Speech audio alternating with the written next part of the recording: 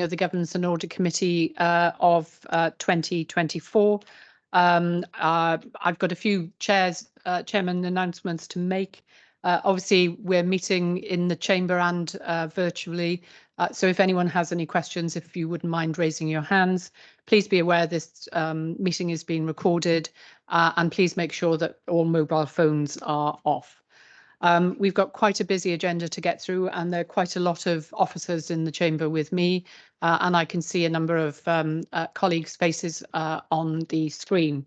I'd also like to start by saying that I would like to pay my personal respects to a councillor from Neath, Talbot, somebody I've known for a very long time, Councillor Sheila Penry, who unfortunately died shortly after the start of the new year. Councillor Penry had actually been a member of what was then called the Audit Committee in the past, and she was a very dedicated and faithful member of the committee. She was also a fantastic councillor, both as a county borough councillor and a town councillor, and her death is a huge loss to the community. In the meeting, there will be reference to some training events or requests rather. I'm aware that there is going to be a seminar that will, information of which will be sent out to all, that will cover some of the training issues, and also the Welsh Local Government Association are planning to put on a session to do with risk management. Hopefully these will address all the training matters that we need to cover, and again that information will be sent out in due course. So when we come to the relevant parts of the agenda, just for you to be aware that matters are in hand. Turning to the second item on the agenda, declarations of interest. I have no declaration of interest to make. I don't know if anybody else does. If so, could you please inform us now? Nope. I don't see any declarations, Chair. Thank you very much. Should anything arise as the meeting continues, please obviously make sure that Sarah is aware, and she will then send out the relevant paperwork for colleagues to complete. The third item of the agenda is the meeting of the previous minutes of the previous meeting, which was in November of last year. I mentioned training earlier. It's actually referred to on page 9. I don't know if anyone has any points they wish to mention. So no comments about accuracy, in which case if I could have a proposer and a second to approve the minutes. Happy to propose, Chair.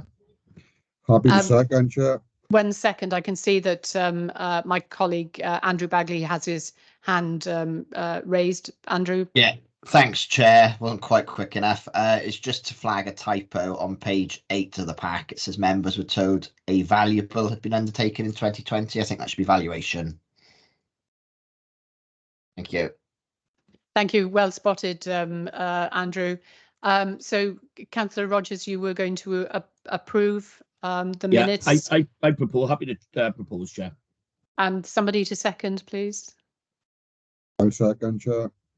Thank you very much, Councillor Stewart. I can confirm, Chair, the minutes are now approved. Thank you very much indeed. Obviously, the next item is headed Audit Wales presentation on their review into the effectiveness of scrutiny arrangements at the Council. This item starts at page 11. I know I have one question. But I believe that it's going to be covered by individuals who are joining us remotely. So if officers and Audit Wales would mind talking to the report, please.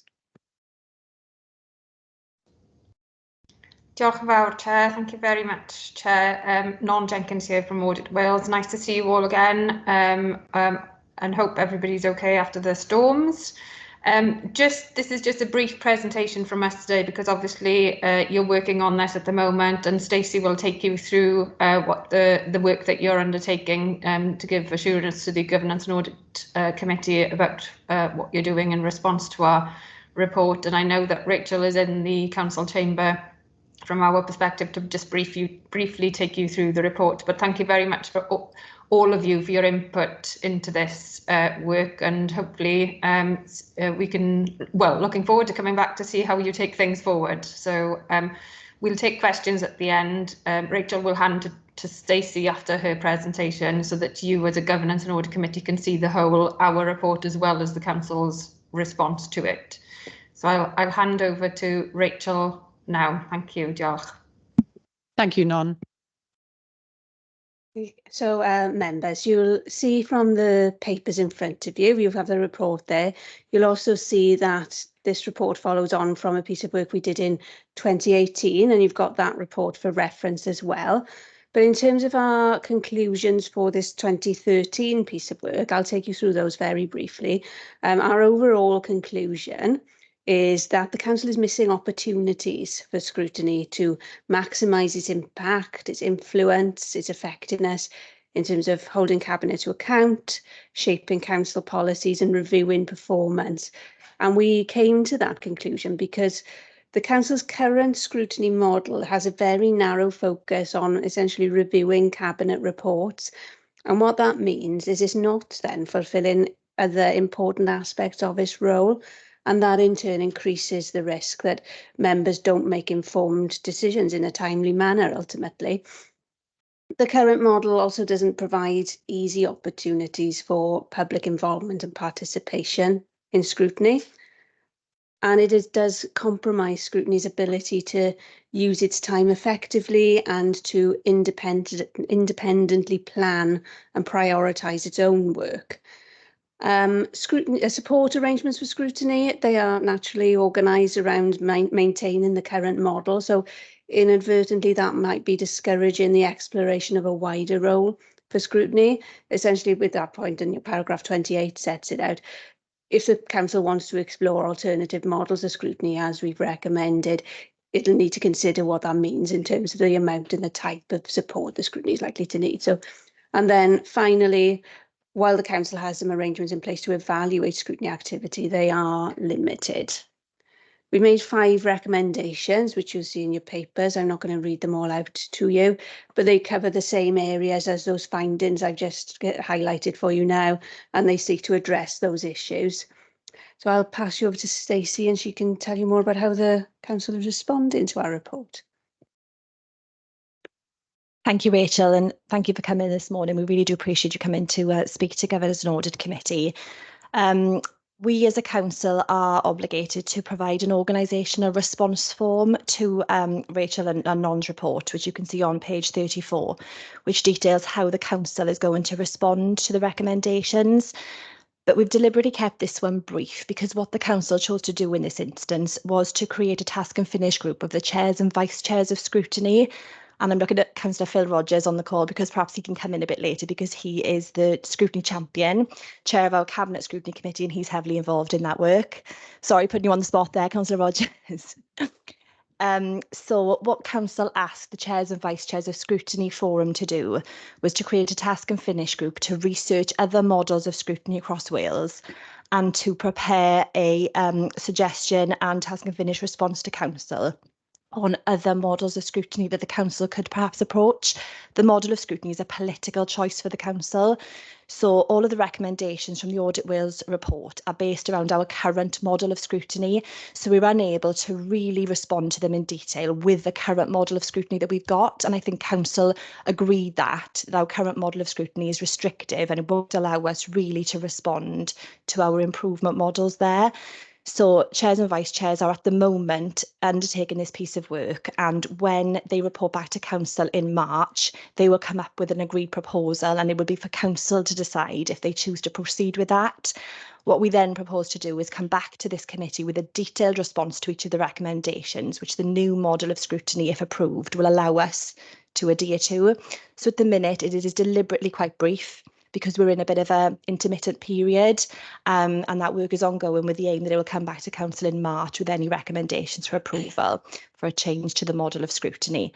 So Councillor Rogers, I don't know if you want to come in there, if that's okay with you, Chair, because he might be able to give a perspective from what he's doing at the moment, if that's okay. Yes, Yes, please. Thank you, Councillor Rogers. I know this was a matter that you were keen to raise anyway, so you'd already prepared yourself, I think. Yeah, thank you, Chair. Yeah, just to give the committee a little bit of background, we have started on the process already. There are 12 of us involved in it, and we split ourselves into 4 groups. And out my little team, 3 of us, we already visited Swansea.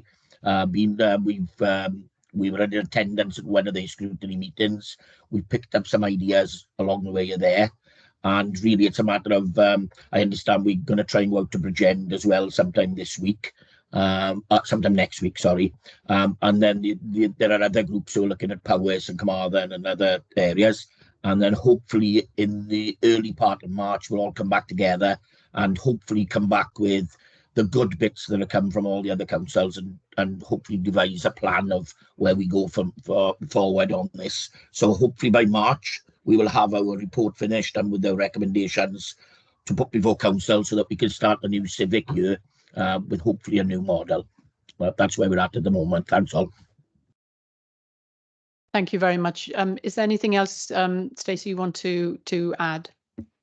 No, thank you, Chair. I just, with your indulgence then, at the minute, this is a sort of hold-in response form. We will, of course, commit to coming back to Governance and Audit with a complete response form to each of those recommendations for Governance and Audit to assure themselves that the Council is responding appropriately to those recommendations. So that is in this report's recommendations. We will come back to you with a detail once our new model has been approved, and that's a political choice for the Council in March, April time. Thank you, Chair.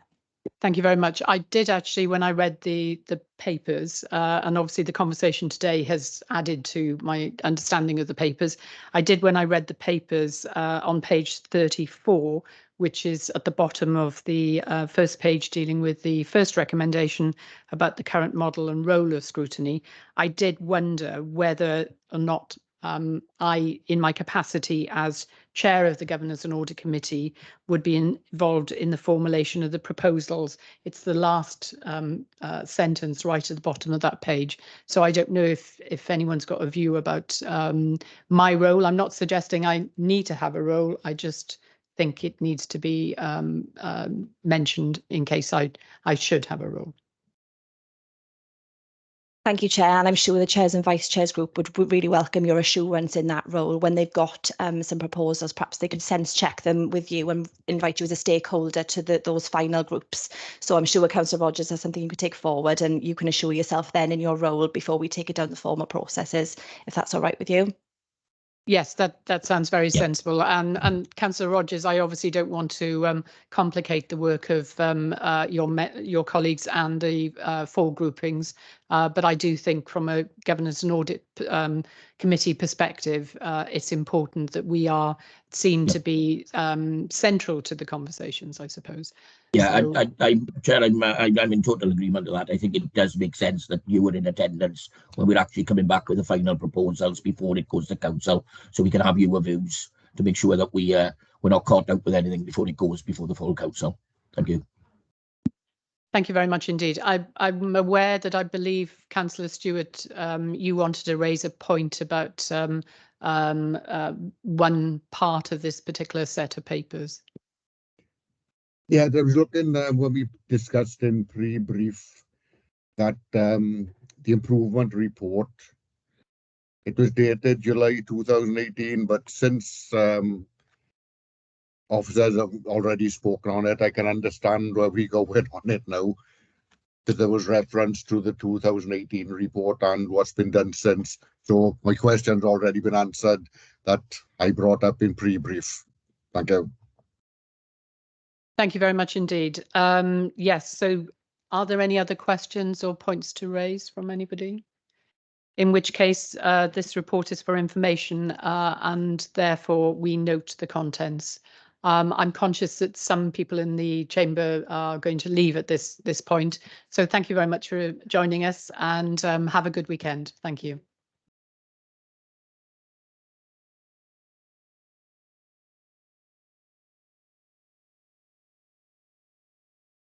Thank you. So moving on to agenda item 5, the Audit Wales strategic approach to digital services. I believe that Chris Owen, you're going to speak to this, and I also believe that Audit Wales, certainly Alison Rees and maybe colleagues will want to talk to this as well. So Chris, I don't know if you want to start first. Thank you, Chair. I think Audit Wales colleagues are going to give an introduction into the report initially, and I'll follow up if that's okay. Thank you, certainly. Yeah, that's fine. Thank you, Chair. So for those that don't know me, because I am relatively new to performance audit, I'm the new performance audit lead for Neath Talbot. When I say I'm new to performance audit, I mean new to auditing at Neath Talbot Council, although I have done previous work with the council, so some of you may know me from that. I'll be managing the programme of performance audit work in the council, so we'll be attending Governance and Audit Committee regularly to brief members around the work that we have been doing. I have pleasure today in taking the committee through the work we've recently undertaken on digital, and I'm joined by my colleague Alison Rees, and she's the officer who actually undertook the field work at the council. With the committee's permission, I'll take you through the key findings of our work, and then I'll pass over to Chris Owen, your Chief Digital Officer, to take you through the actions the Council is taking in response to our recommendation. And after we've both presented, we'll take any questions that the committee might have. So this review is a national thematic review, and by that we mean we did the same piece of work in all 22 councils. The majority of the field work across the councils in Wales was undertaken between March and August of 2023. And we always try to work with the council to see when's sort of best for them for us to undertake the field work. Because the council was in the stages of developing its strategy and wanted to get that through, we decided that July of 2023 would be the best place in terms of us coming in to look at it, and we undertook our field work in July 2023. So the review focused on how the council was acting in accordance with the Sustainable Development Principle when developing its strategic approach to digital, and whether there were proper arrangements in place to secure value for money in the use of its resources. In July 2023, the council had just approved its new digital data and technology strategy, and the report reflects the arrangements the council had in place at that time.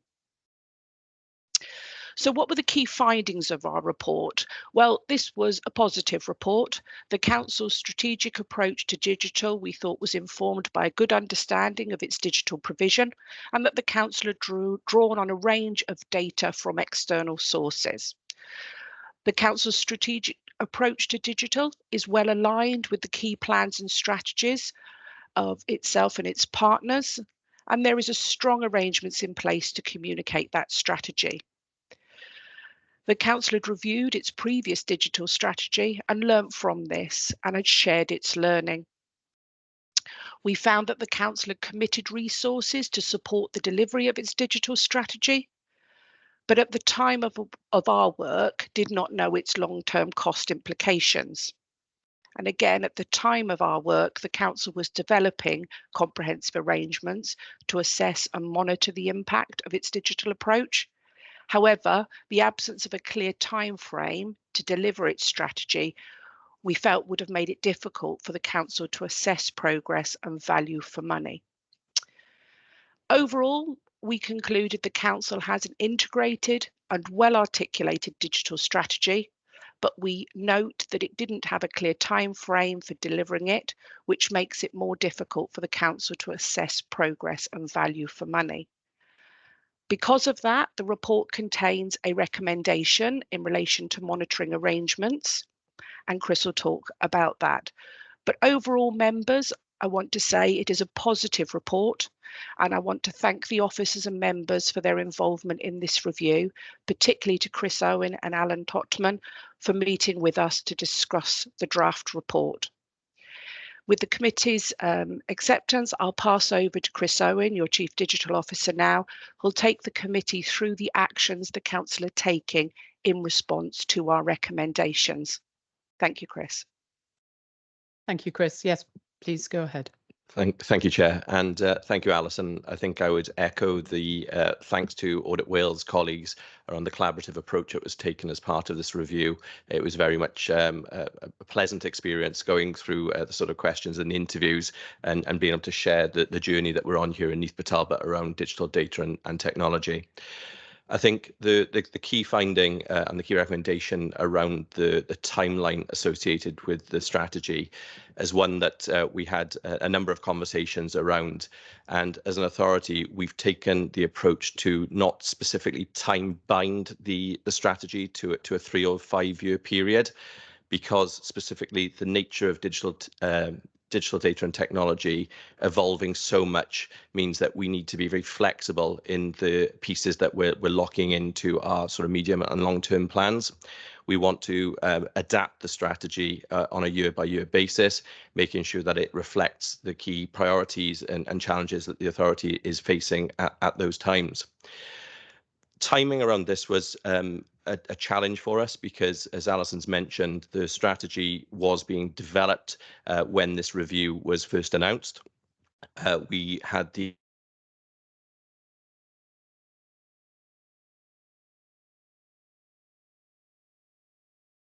I don't know whether it's me, but I've lost the chamber. Me too. Yeah, I've lost her as well. It's frozen.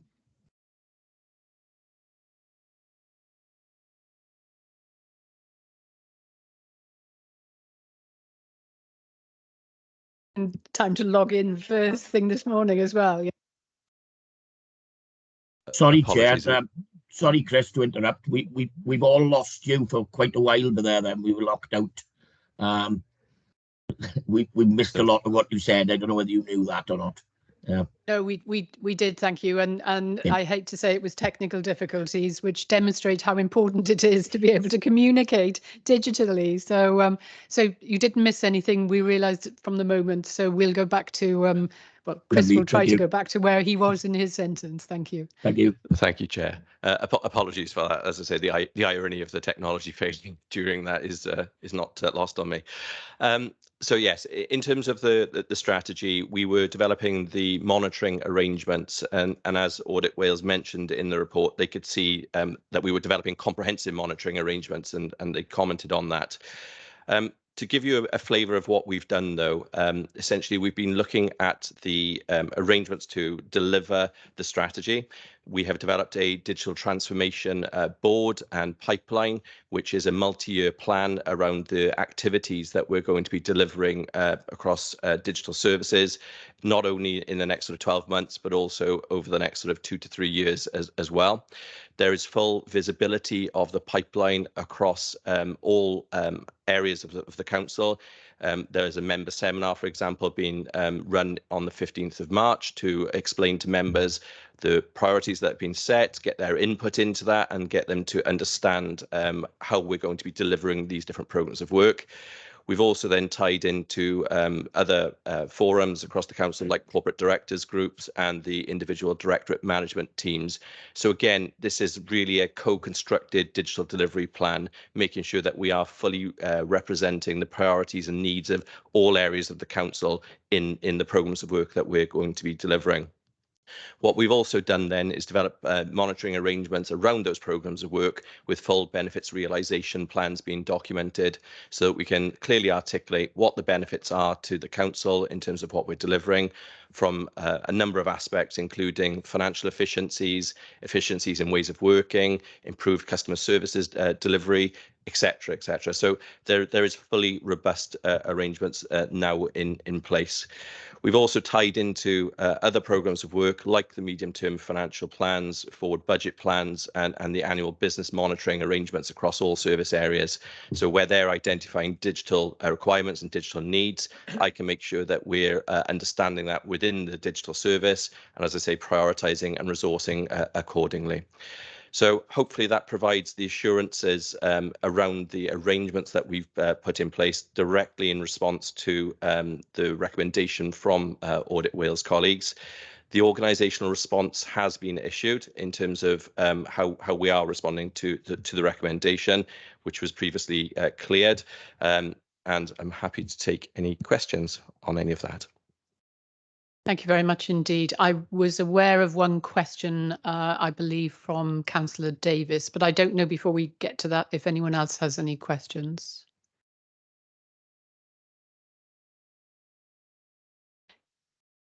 Councillor Davis? I'm just looking at page 49, paragraph 27. Some of the councillors' support could be more effectively used in the organisation, for example, using the IT department. Now, as my second term councillor, I wasn't aware of people using democratic services rather than IT, because personally I use IT. The telephone number and everything is on our laptops, it's on the website that we got out of our service. So I'm just surprised at that, but listening now to what has just been said, I see we got a seminar in March. It would be worth slipping in that seminar that to make members aware that there is an IT service that can deal with these problems extremely well, because they can connect to our laptops remotely and they can actually do the fix 9 times out of 10 actually in front of us. So I'm just surprised to read that, because I would have thought everyone was using the IT service rather than democratic services. Just Thank you very much. Thank you very much indeed. I mean, I certainly have used the IT services on a number of occasions, certainly as a lay member, and extremely efficient and very charming team you've got, Chris, actually. So maybe if you'd like to respond to Councillor Davis's point. Thank you, Chair, and thank you, Councillor Davis. In the member seminar, absolutely, we'll take the opportunity to raise members' awareness of the support that's available to them. We've also got a separate session going to be run to help them with any sort of training issues and needs that they've got in terms of getting the most out of the technology as well. So there'll be a date circulated around that in the coming days and weeks. Yeah. Councillor Rogers. Hello, yes, in response to Councillor Stewart, as a new member, I think a lot of us have got, there's a lot of new members this time around. I think we've got in the habit of using the democratic services as a one-stop shop for everything. And we in the pre-briefing, we had a little laugh about the fact that we go to democratic services, they contact IT respond to democratic services and pass it back to us, which obviously if we cut out the middleman, things will be done a lot sooner. So I'd like to recommend that we do go down that route, that councillors know that they can contact IT directly. Whilst I'm online, I'd like to put on record my thanks to Chris and all his team. Obviously, digital services is rapidly changing continuously, really, and it's great that I think Chris is in charge, and he needs a team that is very flexible, and they respond well to all new things that are coming up. And obviously I'm glad to see that they have quickly responded to the recommendations in the Audit Wales report. So I'd like to place on record my thanks for that. Thank you very much indeed. Did you want to respond, Chris, or you? No. I can see my lay colleague Mark Owen has his hand raised. Mark. Good morning. Yeah, it's just a question on the recommendation around not having clarity on the short, medium, long-term strategy map to benefits, and obviously the cost implications of that. Since the report was issued, I mean, have we got any more clarity now on? Certainly, I'd expect the short to medium term. With a strategy, I can see there's reference to it being agile, but in terms of mapping it and for us to provide some assurance over the robustness of the delivery, typically in my experience, you do see there's some pretty kind of clear objectives early on about what you're trying to do over the time frame, and I think, yeah, just to get a bit of an update on the status of that would be helpful, I think, please. Thank you. Thank you for the question. So absolutely, we have developed this digital transformation pipeline, which is effectively a list of projects and programs of work that are linked back to the strategic delivery themes within the digital strategy. Each of those programs of work have got clear benefits realization statements against them, set against key criteria, which, as I mentioned, includes things like the financial efficiencies they're expecting, whether resources can be redeployed, or whether there's efficiencies in service delivery. That is being published on our corporate intranet, so all council staff will be able to see the the pipeline and the programs of work that we're delivering, but also, as I mentioned, we're doing that engagement with members to help them understand the process of work coming onto that pipeline, what is actually being delivered, and also to get their thoughts on whether we're missing any pieces of work that we need to be factoring into that. The main prioritization is being done at a sort of corporate directors level. So in terms of the overarching priorities that are being set, being linked back to the corporate plan and to indeed the digital strategy, we've got all that sort of flowing through. And the intention is then to also publish an annual report on the delivery of the digital strategy so that we can clearly demonstrate what has been delivered, what the impact has been, what the outcomes are, plus then link it to the forward plan to show what we've got coming up as well. I hope that answers the question. Okay, thanks. I think just in general terms, in my experience, benefits realization is quite a difficult concept that not just the public sector, private sector struggle with as well, because they start significant programs of work, and unless those are very clearly defined and monitored, the value for money aspect is the issue at risk, I think. So I mean, certainly for me anyway, I'd be interested in having some sight of the benefits when they're kind of mapped out on the kind of early aspects of the pipeline, which I think would be useful for us to understand, and in terms of a governance oversight perspective. But yeah, that's useful. Thank you. Councillor Davis, I can see you've raised your hand. Thank you, Mark Owen. Following on from what Matthew just said and Mark's question, we've got lay members, obviously, in this committee. When it said all the information is available to members, could the information that's available to members be included in for the lay members as well? Because Mark raised the question, we could have the information, but he may not have access to it. Excellent point, Councillor Davis. That was one of the points I was going to raise myself. I obviously do have a local authority laptop, so I have the ability to see the information, but we have 3 other lay members, very valuable lay members on the committee. So everybody needs to be able to, and obviously it's part of the digital debate, isn't it, about inclusivity, accessibility, etc. So Chris. Yeah, absolutely. No problem with that. What I perhaps suggest is at a future meeting, we can bring back part of the annual report to show how we've mapped out the benefits, how we've linked that to the programs of work and the forward plan. So you'll have full visibility then of the same content effectively. Thank you very much indeed. Councillor Rogers first, and then Andrew Bagley next. Thank you. Can I just suggest that perhaps the lay members be invited to the members' seminar, so they get the same information that the members will get on in March, that, as long as we're able to do that. I was already going to say that one of the invitations to training that's due to go out shortly will be include an invitation to that particular session, that particular seminar. And I believe and obviously it may be that it's not convenient for everybody, but I believe the information will be made available in other formats as well, because it's vitally important, obviously, that we are well briefed, particularly, and this is obviously a very positive report and excellent collaboration, but there are some matters that we need to be reassured about, and the time frame, obviously, and the value for money are key parts of it. So, Andrew, you're next, please. Yeah, thanks, Chair. I think I'd just like to comment, really. I think really good presentation, really good report, and it's really pleasing sort of outcome. I suppose it is a really important area for us as we go forward in terms of delivering value for money, efficiencies, etc. I think picking up the point that was raised about some of the access to information, as was the point for me, I'm not familiar enough in terms of the digital strategy within Wales and perhaps the strategy itself. So that's a bit of homework for myself. But what I'm aware of at the moment is a lot of focus at the moment on artificial intelligence. And I know a lot of organisations are grappling with, I suppose, both the opportunities and the risks. So just wondering if anyone could sort of just give a brief overview of how AI has been considered in the strategy as we go forward, please.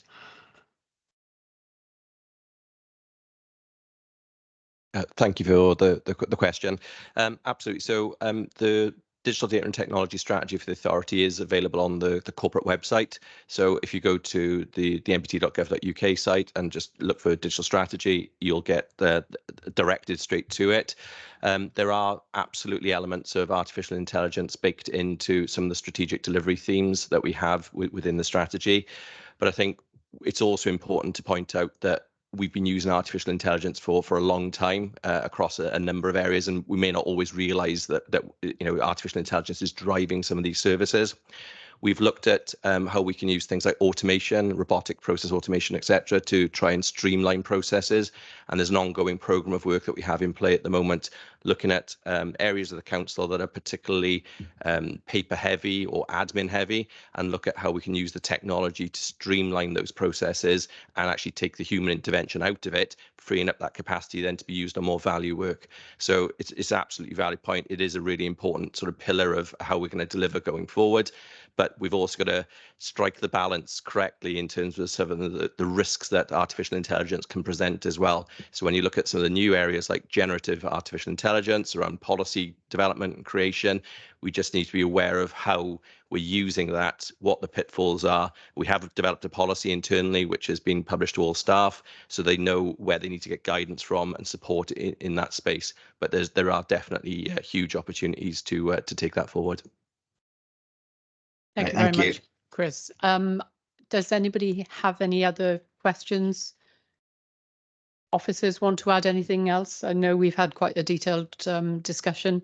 If not, then this agenda item was for information, and therefore we note the report and look forward to future briefings and obviously the opportunity to attend the seminar.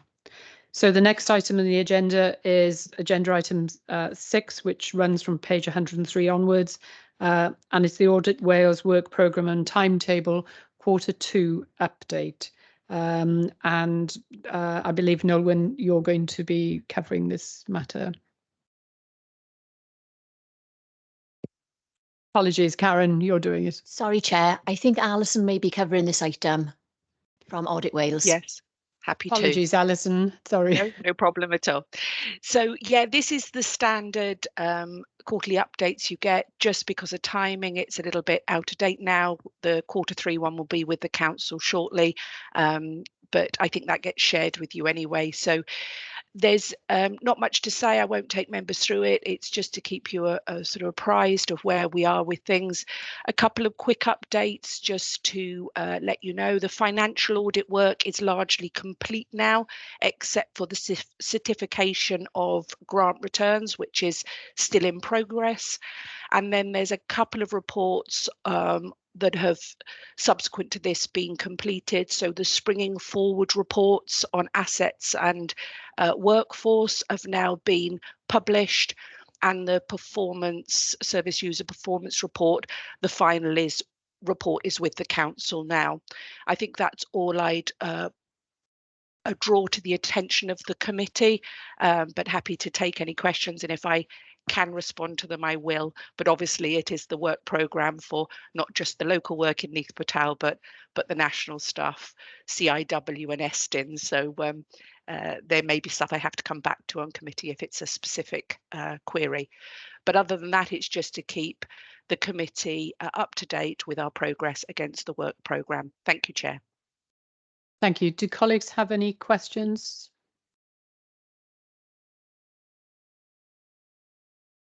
Can't see any indication of anyone wishing to speak. This report also is for information, and therefore we note the report.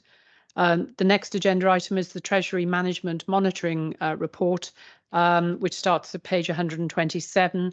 And I believe that Hugh Jones, you're going to be speaking to the report. Yep, thank you, Chair. So this is the standard quarterly Treasury Management Monitoring Report, which comes to this committee following approval by the Cabinet. So nothing particularly to say, Chair, and happy to take any questions. Thank you. Thank you. I have no questions. I don't know if colleagues have any points they want to raise. Thank you. No indication of anyone. Oh, apologies, Councillor Rogers. Hello. Sorry, Chair, I just come in the last minute just to say that obviously being chair of cabinet scrutiny, I've seen this report a lot, and I just like to thank Hugh and his team. Obviously, with a greatly changing environment, considering the problems we have, the increase in interest rates that we have to pay on our borrowing, I'd just like to thank Hugh how quickly they actually respond to the changing worldwide programme. And I'd like to thank them for the efforts that they're making to keep our funds in the position that we would like them to be. Thank you. Thank you very much. I know that Hugh and his team will be very pleased to have that commendation. So this report is for information. If there aren't any other points, then we will note the report. The next item is the annual governance statement, 6 monthly update. It starts at pages 135. And Louise, I believe you're going to be speaking to the report. Thank you, Chair. This report is the annual governance statement, 6 monthly update for 23-24. So the report identifies areas that we have documented for improvement over 23-24 and also shows progress made during the first 6 months of 2023. This item was presented to Cabinet on the 28th November and no comments were raised. So happy to take any questions from members. Thank you. Thank you. I noted when I read the papers that there was an acronym on page 144, NTFP, which I now know, having looked it up, is Medium Term Financial Plan. I also know there's something called an MTFS, S being strategy, and that's referred to on page 155. But I've got one question in relation to a reference on page 145, where it says circa 500 information assets. Can somebody please explain exactly what information assets are? Thank you. Okay, so information assets are any information that we hold across the organisation. So that could be a particular record that we have in a system or any sort of backing information that we have. So the way databases tend to work, without getting too technical, is that you have different fields in a database which store information. Each of those fields are known as the information assets that are going into it. So it's the data effectively that we hold across the organisation. Thank you very much. Very well put answer. Thank you. I can see that Andrew Bagley's hand is up. Thank you, Andrew. Yeah, thanks, Chair. I think the report gives quite a good insight of what we're doing in this area, but I suppose I would propose a wider question to us as a collective committee. And I know we've talked before about the role of scrutiny across the authority, but for me, this is an improvement plan, and I struggle when reading this to actually sometimes work out what the target date is, what's being delivered, and if we're at risk of straying from that target date. So I pose the question to us collectively. I think it's a useful update, but I'm just thinking I'm not quite sure we can properly fulfil our duties in terms of scrutiny and assurance. I think it would be helpful. It's a really good paper. It gives us a flavour of what's happening, but I think my recommendation would be if we could try to draw out in the papers a bit more about the target dates, if they're on track, if they're falling behind, and if we have anything to be concerned about. Thank you. Thank you, Andrew. We will note the items raised, and obviously with us going to prepare the AGS for 23-24, we are looking at ways that we can improve the document, so that will be noted. Thank you. Thank you, and excellent question, Andrew, and you're quite right. That is our role, to make sure that we are assured. So Mark, your question, please. Yeah, it's two things. One's an extension of what Andrew has said, which I think is, for me, probably a bit more clearly signposting around what the priorities are, because there's a lot of actions there. You can almost, I guess, be led by the dates to a point, but maybe some of the key priorities might take a bit longer. So I think it's just, what are the key areas of focus right now? And anything touching on, sorry, which page is it? I think it's slide 142, page 143 in the pack. around the strategic risks and the refining directorate risk registers. I think there was a point mentioned earlier about training. And I think it's just, for me, is probably back to that question about the level of understanding around risk taxonomy and actually how to, identify, assess and report on risk, rather than just refining the registers, is probably just a broader question, maybe not for now, but certainly, again, it tends to be an area where not everybody has that kind of standard knowledge, and I don't know how it's done in the council, but certainly, it'll only be as good as the information put into it. So yeah, just a general observation on the second point, but yeah, hopefully makes sense. Thank you, Mark. Obviously, I mentioned earlier that the Welsh Local Government Authority were actually going to be presenting some training on risk issues. Maybe that's something that officers could mention to them that we may want to not necessarily cover, but we may want slightly more information about. Louise, do you want to respond to Mark? Just again to note Mark's first point, but also I think if once you've had the training, if there are any elements you feel still a lacking, we can obviously cover those with potentially other training offer. Excellent suggestion. Thank you. I can see an officer wishing to speak. Thank you, Karen. Thank you, Chair. Just to give you some more information around that WLGA training, these are some of the areas the training is going to be covering off. So it's looking at the principles of risk management and the links to corporate governance, provide an overview of the risk management process, risk reporting to governance and audit committees, the role of governance and audit committees in risk management, and then sharing some examples of failures in terms of risk management from other local authorities across the UK. So just to provide you some assurance about what that risk management training is going to cover. And as Louise said then, once members of the committee have attended the training, perhaps we can have a look if there's any other future needs as well. I hope that's helpful. Thank you very much indeed. Does anybody else have any other points they wish to mention? In which case, again, this report was for information and therefore we note the report. So thank you, everybody. Moving on to the next item, again, it's one that Louise is going to introduce, and it's the matter at agenda item 9, page 147 onwards, the Regulators Report Register. Thank you, Louise.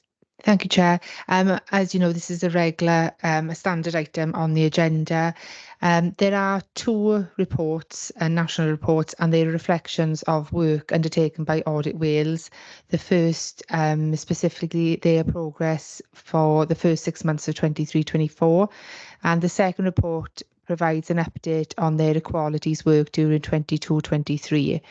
In addition, there are 4 local reports contained, 2 of which have been presented to members today, the scrutiny review and also digital review. There were also 2 springing forward reports, which Alison mentioned in the timetable update, asset management and strategic workforce. Both these reports will be presented to Governance and Audit in future meetings once they've been to Cabinet. Thank you, Chair. Thank you very much. Does anyone have any questions they want to raise?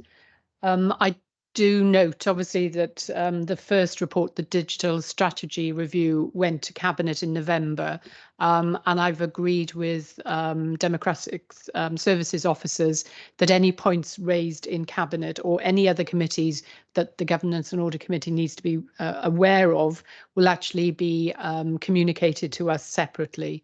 So because it's important for us to know what is in the mind of other organisations, or rather other committees within the local authority. I can see 2 hands raised. Andrew Bagley first and then Councillor Rogers.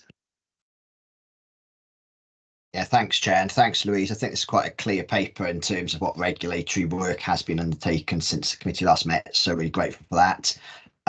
But again, without repeating myself, I think the same thing applies to this.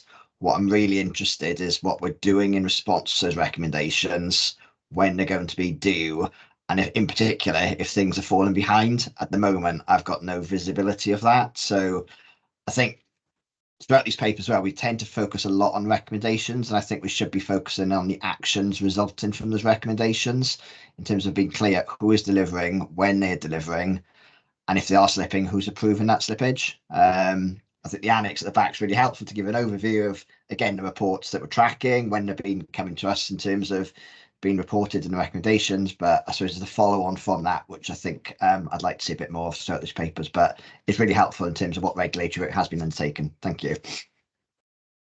Do any officers want to respond? Thank you. Yeah, thank you for the question and observation. I guess, as officers, we have to prepare a response form in terms of detailing exactly how we are responding to the recommendations of Audit Wales. So there is an action plan that sits behind those, and Chris will have one in place, and we'll have one in place with Stacey as well on the scrutiny report. I guess what this particular item does is just give an overview of the main reports that are outstanding or are in the pipeline at the moment. So, I can assure members of this committee that there are detailed action plans sitting behind those recommendations, and they are monitored via another route through those officer response forms that we prepare for Audit Wales. Diolch.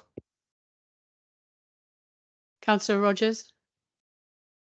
Hello, mine's a personal one really on the appendix bit at the end.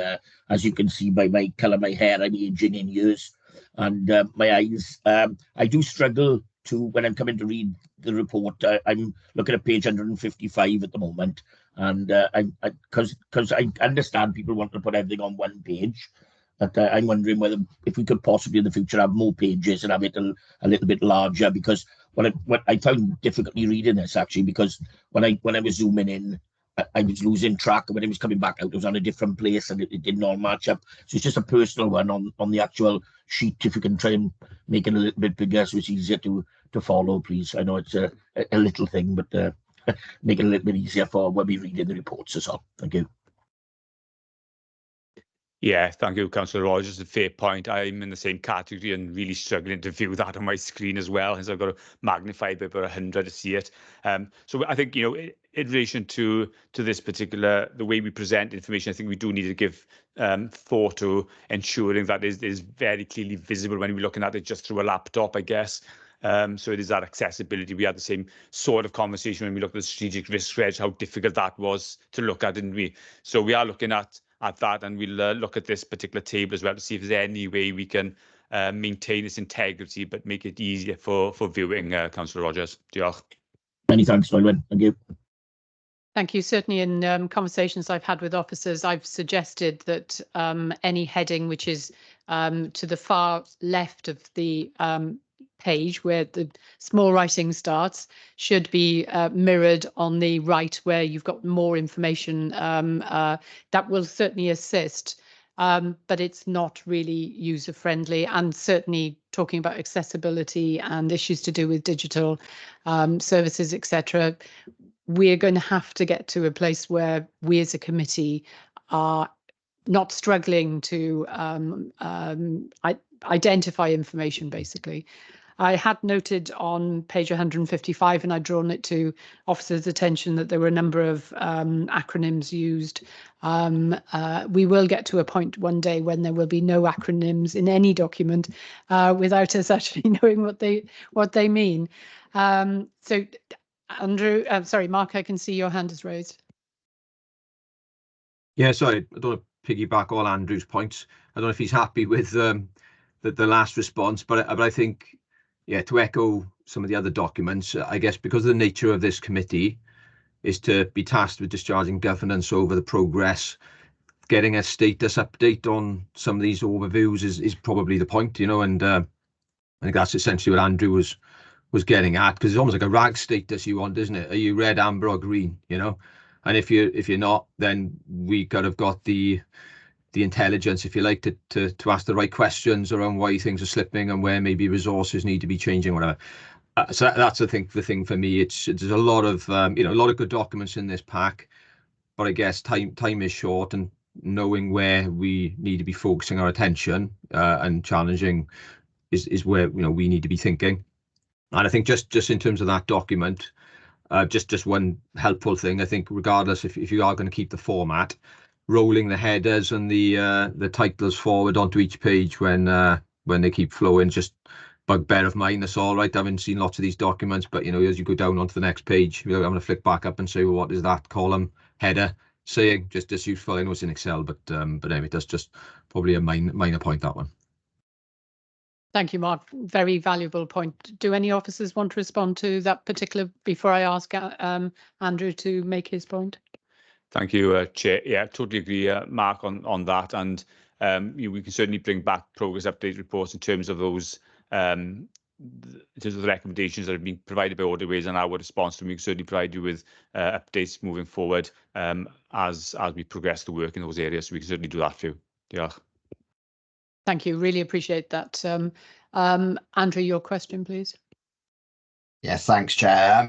It was following on from what Mark said, really. I think, again, really good response, really good report in terms of what's happening. I suppose my fundamental question is, these are regulatory reports. I understand there will be high priority actions signed up to by management with a delivery date.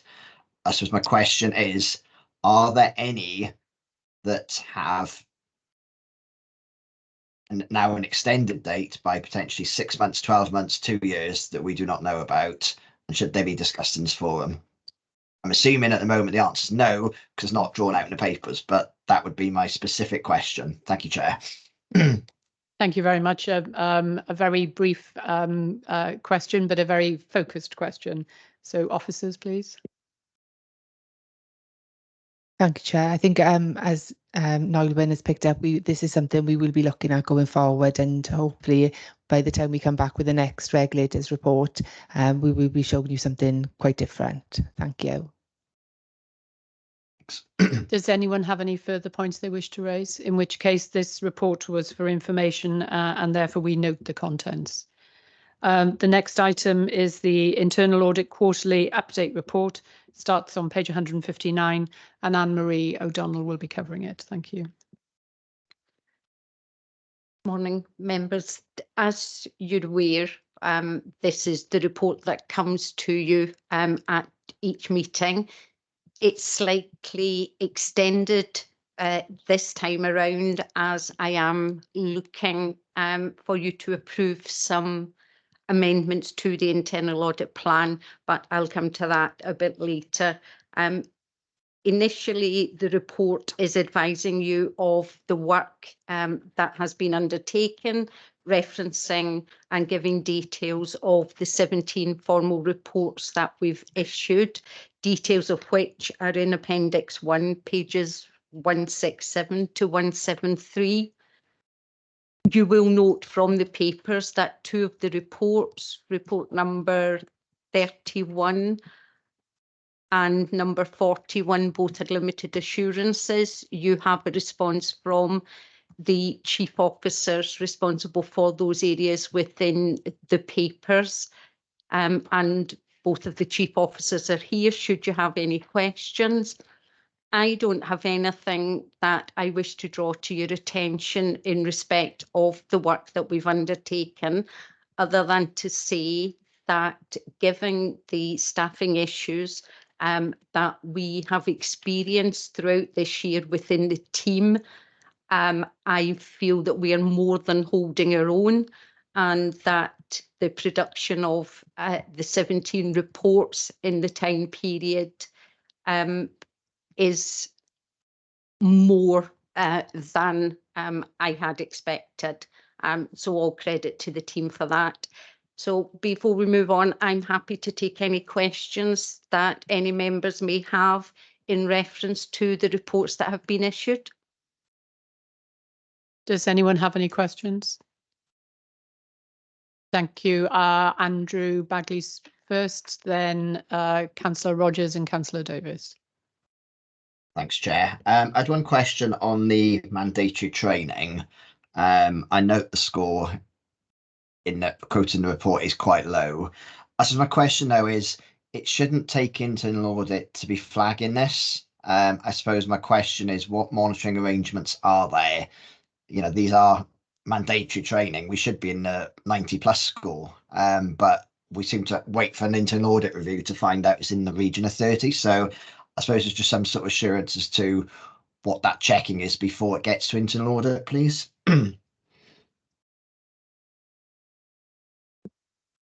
Thank you for the question. So yeah, in terms of the mandatory learning model, so as you may know, I'm relatively new. I've been here 6 months now as a director in the Corporate Services Directorate. So my heads of service are very clear in terms of the priority we're now giving towards ensuring the completion of these e-learning modules, and it will be something that we'll be monitoring on a monthly basis moving forward with regards to the completion of these e-learning modules.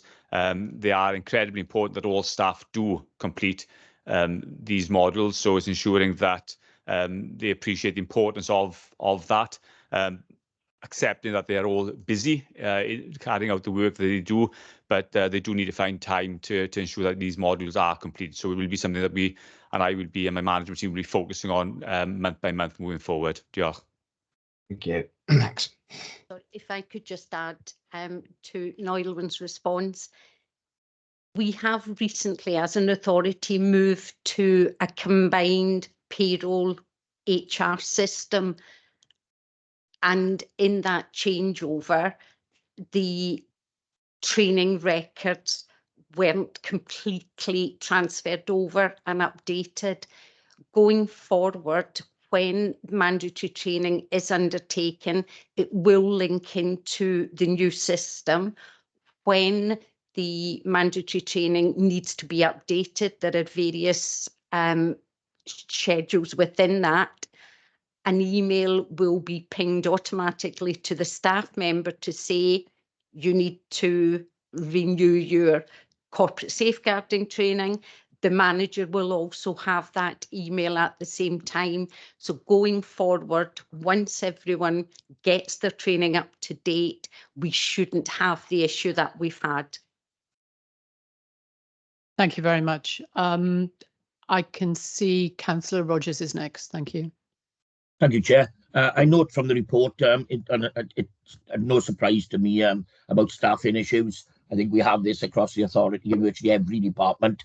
What's quite pleasing, I think, is that Anne-Marie and her team have taken a mature approach and actually looked at their work programme going forward and prioritised things that are of a higher risk than others, because obviously the number of days that are available, there isn't enough time to do the work with the workforce they got. So again, a good mature approach is quite encouraging, that they haven't just ploughed on and then get to the end where we got slippage all over the place. They've actually drawn the line and gone through this in detail. So my thanks to them for actually recognising this and coming up with a plan. Obviously, they won't get everything of this done this year. They've had to move things on. But I think we all appreciate that staffing issues across the whole country are a major concern in virtually every role at the moment. So my thanks to them. Thank you. Does anyone want to respond to that? Or if not, we'll move on to Councillor Davis's question. Councillor Davis. Thank you, Chair. Just looking at page 163. Neath Register Office, 4 recommendations have been implemented. The 5th is in relation to the new till system cannot be progressed at this moment in time. Discussions are ongoing. I'd like a bit more clarity on what the hold-up is. Thank you, Councillor Davis. The issue with the till system that's in place at the moment is that it doesn't interface with the authority's cash receipting system, which feeds into the authority's ledger. So there is manual intervention required to get the fees and charges which have been paid into the ledger. We recommended that the till system was updated to enable the systems to talk to each other, for want of a better way of putting it. And you might imagine not technical at all. So the discussions are ongoing with that. It hasn't been quite as straightforward as we envisaged. As auditors, we're not technical people, but I can assure the committee that the recommendation has been accepted and it is being worked on. It is just a technical issue. Yeah, thank you for that. Thank you. And Mark, you have your hand raised. Thank you. Yes, thanks, Chair. There's only a quick one on the prioritisation of audits, you know, with the backdrop of the resource. And I note that some of the lower risk audits have been kept into the behest of some of the higher risk ones for Section 151 assurance. But I just to get this really more for an observation, and have you come back in it. But some of the higher risk areas, I would have thought, you know, having a risk-based plan, you wouldn't just necessarily keep the lower risk audits in just to provide assurance over certain areas that I'd expect to be quite mature now, things like debtors, for example.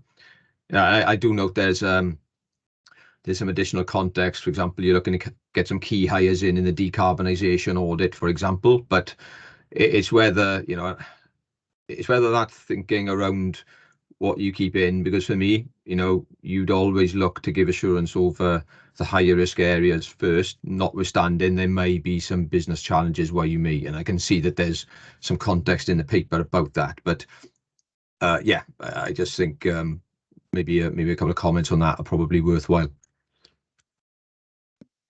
Okay, thank you for that, Mark. I appreciate that it might look counterintuitive that we're taking out some of the higher risk areas and keeping in some of the lower risk areas. In accordance with the public sector internal audit standards, as you're aware, it's not, but we need to ensure that the staff undertaking the work have the competencies to undertake that work. So it's a balance between who we have, the number of days that we have, and what we need to get done. With regards to keeping in those lower level audits, the hope for those is that I will be able to recruit to the new trainee post, which is currently out for advert at the moment, and that those audits would provide a good starting point for that new member of staff. With regards to the audit plan amendment in full, it wasn't just a case of which audits we take out because they had a particular number of days attributed to them. It was also taking into account the competencies of the staff that we still have. And what I don't want anyone to take away from this is that the staff who are in place aren't competent.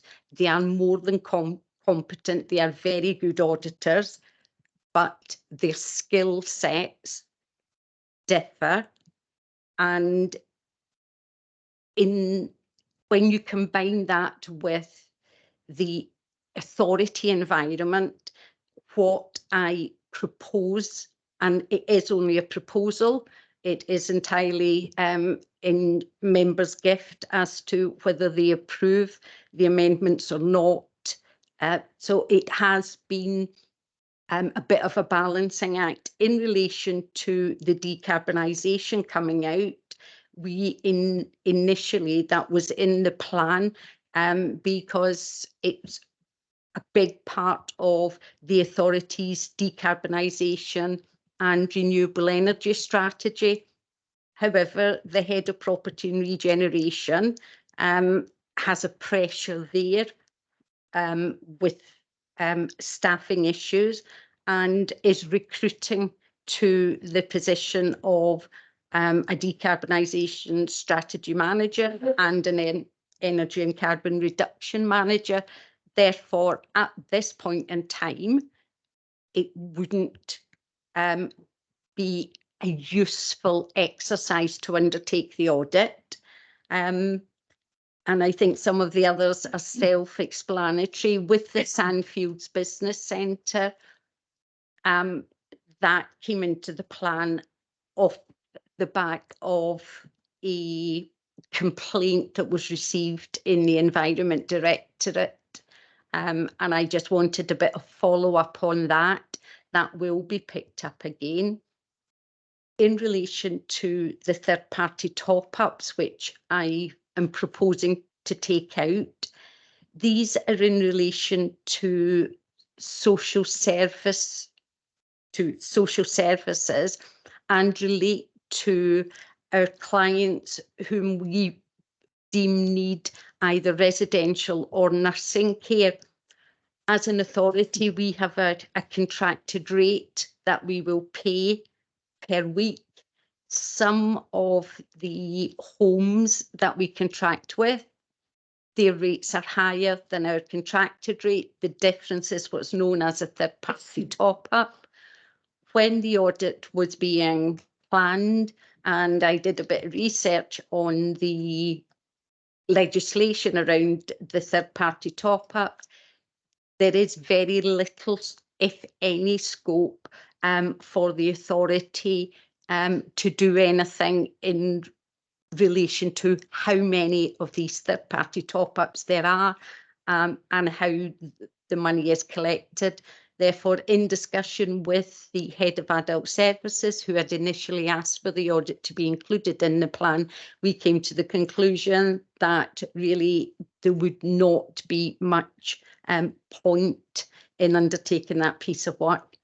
With the school admissions, that audit is around not our policy, but more around have we got the right number of places for our learners in the right areas? Have we got the specialist units, and apologies if I'm not using the correct phrase for that, in the correct areas? It is a major piece of work, and it would have been undertaken by the senior auditor. However, he is heavily involved in a special investigation, which will be discussed later in the meeting. Therefore, my methodology in deciding what I felt needed to come out took account of a number of factors. It is, of course, up to members as to whether they will support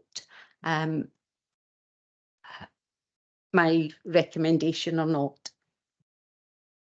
Thank you very much. We'll come to the recommendation shortly. I had a couple of questions on this particular set of papers. The first related to the reference on page 162 to the Amazon procurement cards. And it states there, mentions wider issues. And I would just like an overview of what the wider issues are, please. Certainly, Chair. I had a meeting with the corporate procurement manager and our payments manager around how they intended to take the recommendations forward. At that meeting, they had done a bit of background based on having received a report, and there were issues around not only the purchases that were being made from Amazon, but that a number of the purchases were being made from third-party sellers on the Amazon website. So there were issues then around quality, and there were some VAT issues. So there were other issues other than just purchases being made through Amazon. The three of us have met quite regularly, and we have got a meeting next week, and we're now at the stage where we will be moving to the corporate Amazon account. It will be a major rollout for staff.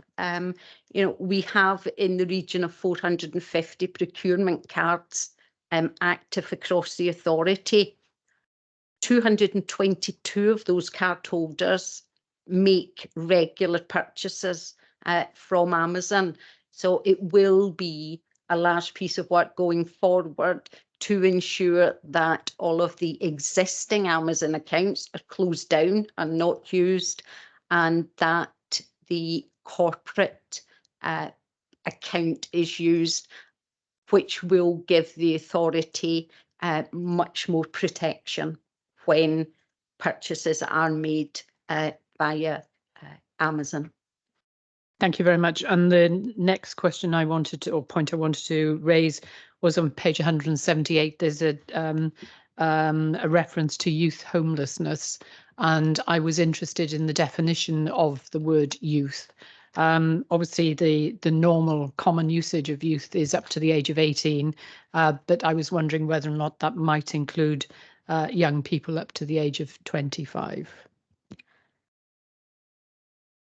The honest answer is I don't know at this point in time. When I spoke to our head of housing, and we discussed homelessness, there were other colleagues within the meeting, and it was agreed that we would include youth homelessness. Within social services legislation, as an authority, we have a duty of care to certain sectors of young people up to the age of 25. What the homelessness legislation defines a youth as, at this point, I don't know. What I can see is that when the audit is fully scoped out, it will be done in conjunction with housing professionals, and there will be an input from colleagues within social services.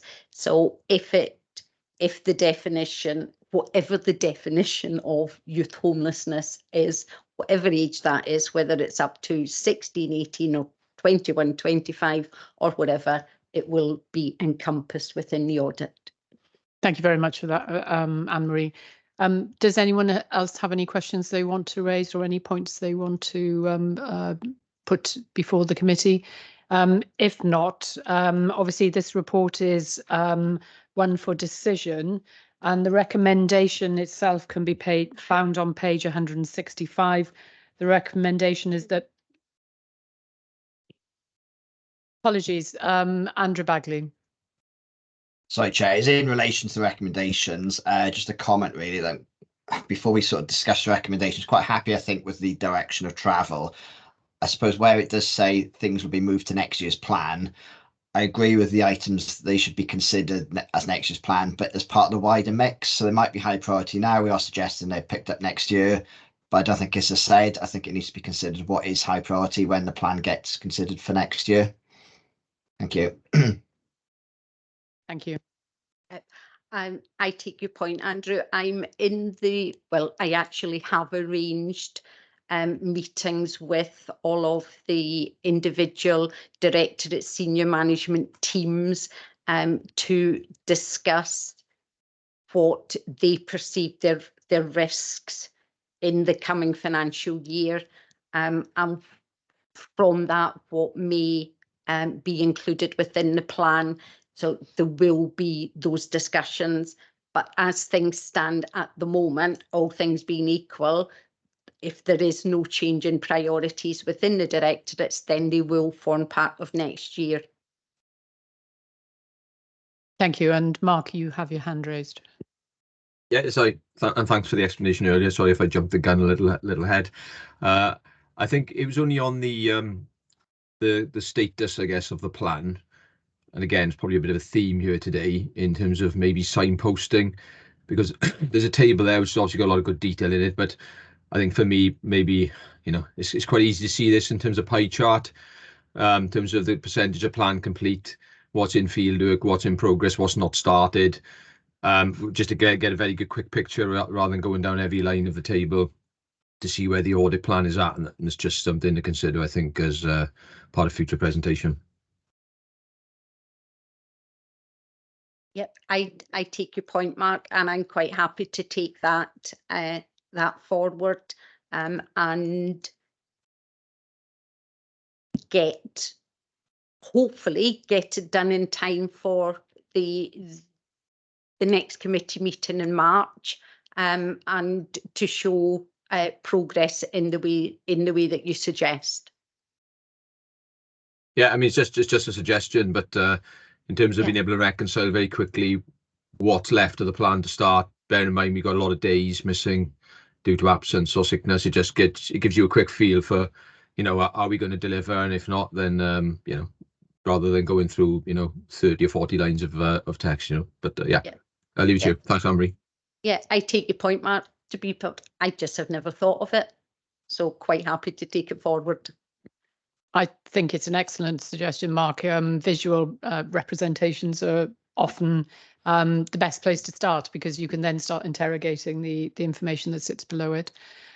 So moving to the recommendation itself, which is on page 165. Obviously, the recommendation is that members note the contents of the report and the appendices and approve the proposed revisions to the 2023-2024 internal audit plan. We've obviously had quite a lot of information to support the recommendation, and we now need to approve it. So may I have a proposer and seconder, please? I'm happy to propose, Chair.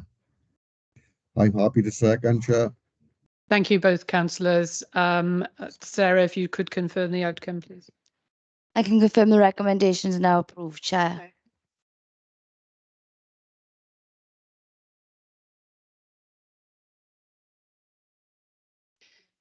Okay. Thank you. Apologies. Can colleagues show if they do not agree with the recommendation, if they'd raise their hands? If not, we can then move to the decision. I don't see any hands shown to the contrary, Chair, and therefore confirm the recommendation is now approved. Thank you very much indeed. So we now move to the next item, which is agenda item 11, which is the forward work programme. It's a short paper, pages 183 to 184. Thank you very much.